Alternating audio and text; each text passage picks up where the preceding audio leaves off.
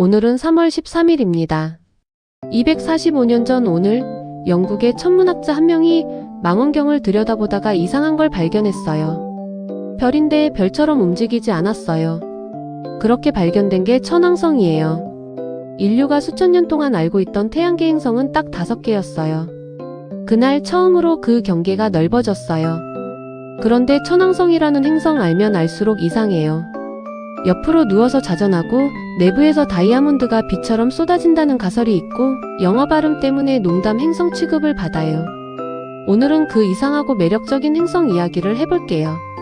1781년 3월 13일 밤 영국 바스에서 음악가이자 아마추어 천문학자인 윌리엄 허셜이 쌍둥이 자리 방향을 관측하고 있었어요. 그런데 이상한 게 하나 보였어요. 주변 별들과 달리 원반처럼 약간 퍼져 보이는 천체였어요. 허셜은 처음에 혜성이라고 생각했어요. 그런데 며칠을 관측해보니 움직임이 달랐어요.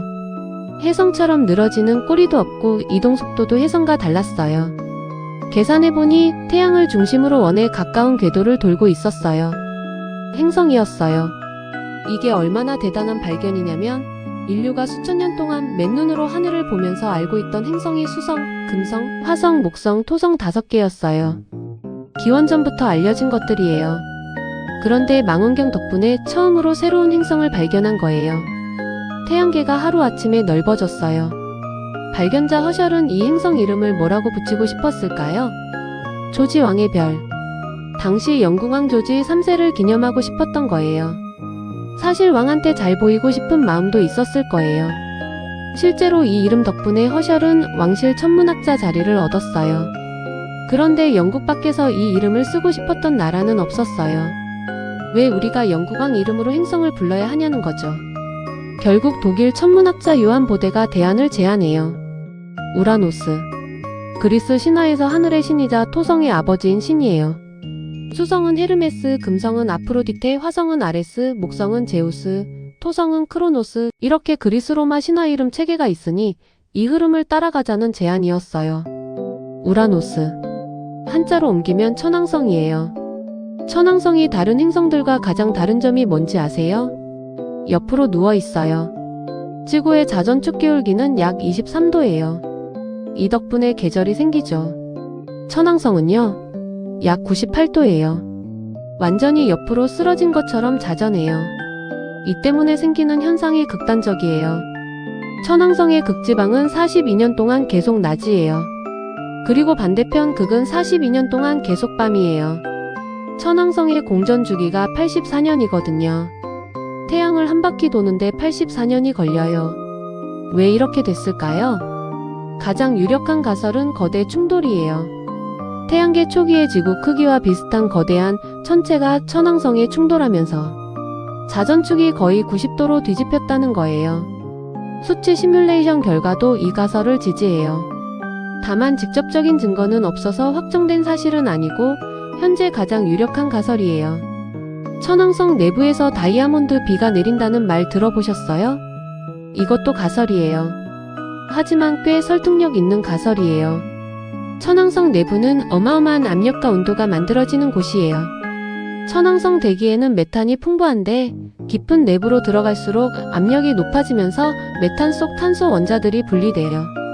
그 탄소가 극한의 압력 아래서 다이아몬드 결정으로 굳어지고 아래로 가라앉는다는 거예요.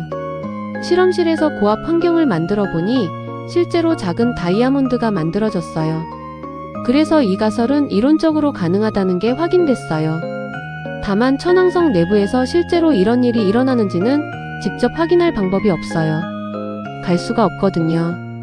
지금까지 천왕성을 방문한 탐사선은 딱 하나예요. 1986년 보이저 2호가 잠깐 지나쳐간 게 전부예요. 1986년 1월 24일 보이저 2호가 천왕성을 가장 가까이 지나쳤어요. 약 8만 1,000km 거리였어요.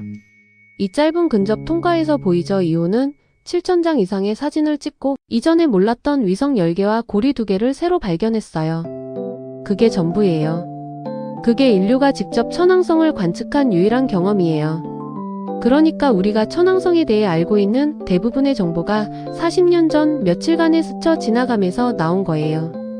비교해보면 토성 탐사선 카시니는 2004년부터 2017년까지 13년 동안 토성 주위를 돌면서 관측했어요.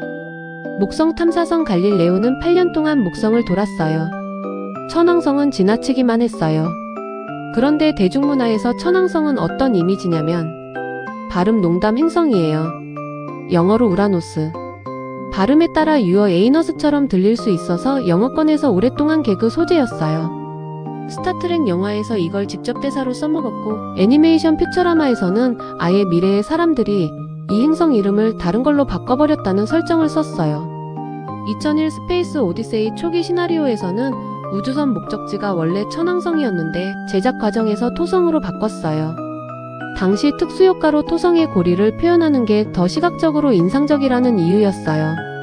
그러니까 천왕성은 과학적으로는 엄청 흥미로운 행성인데 현실에서는 영화에서도 빠지고 개그 소재로나 쓰이는 신세가 됐어요. 2026년 현재 천왕성 탐사 계획이 드디어 학계의 최우선 순위가 됐어요. 미국 국립과학원이 10년마다 발표하는 행성과학 우선순위 보고서가 있어요. 2022년 보고서에서 나사의 다음 최우선 대형 탐사 미션으로 천왕성 궤도선과 대기 탐사선을 권고했어요. 계획은 이래요. 궤도선이 천왕성 주위를 돌면서 내부구조 자기장 고리, 위성을 관측하고 대기 탐사선은 직접 대기 속으로 뛰어들어 성분을 분석해요. 그런데 현실적인 문제가 있어요. 플루토늄 생산 부족 문제로 발사가 2030년대 중후반으로 밀릴 가능성이 생겼고 DISA PPARTH 2026년 3월 현재 아직 공식 승인이 나지 않은 상태예요. 칸 미션 예상 비용은 약 42억 달러예요. YTN 발사가 2030년대 중후반에 이루어진다면 목성의 중력을 이용해서 날아가도 천왕성 도착은 2040년대가 돼요. 그때까지 천왕성 내부에 대한 직접 데이터는 없는 거예요. 그냥 태양계 끝에 있는 얼음 행성인데 왜 이렇게 공들여서 가려는 걸까요? 이유가 있어요. 우주에서 발견되는 외계 행성 중 가장 흔한 크기가 바로 천왕성, 해왕성 같은 얼음 거대 행성이에요. 우리 은하에만 수십억 개가 있을 거라고 추정해요. 그런데 우리는 이 종류의 행성에 대해 아는 게 너무 없어요. 태양계에 천왕성과 해왕성이 있는데도 직접 탐사를 거의 안 했으니까요. 천왕성을 제대로 연구하면 우주에서 가장 흔한 종류의 행성이 어떻게 만들어지고 어떻게 작동하는지 이해할 수 있어요. 그리고 천왕성의 위성들, 특히 미란다나 아리엘 같은 위성의 지하 바다가 있을 가능성도 제기되고 있어요. 아직 가설이지만 탐사선이 가서 직접 확인해야 알 수 있는 이야기예요. 1781년 3월 13일 윌리엄 허셜이 망원경으로 천왕성을 발견했어요. 그 발견이 인류에게 처음으로 태양계의 경계를 넓혀줬어요. 그리고 그 천왕성의 궤도가 이상하게 흔들린다는 관측이 결국 해왕성 발견으로 이어졌어요. 한 발견이 다음 발견의 씨앗이 됐어요. 245년이 지났는데 우리는 아직도 천왕성에 대해 아는 게 많지 않아요. 40년 전 잠깐 스쳐 지나간 탐사선이 전부거든요. 다이아몬드 비가 실제로 내리는지, 자전축이 왜 그렇게 기울었는지, 위성 아래 바다가 있는지 답을 알려면 직접 가봐야 해요. 그리고 인류는 지금 드디어 그 준비를 하고 있어요. 오늘도 시청해주셔서 감사합니다. 다음엔 또 다른 이야기로 찾아올게요.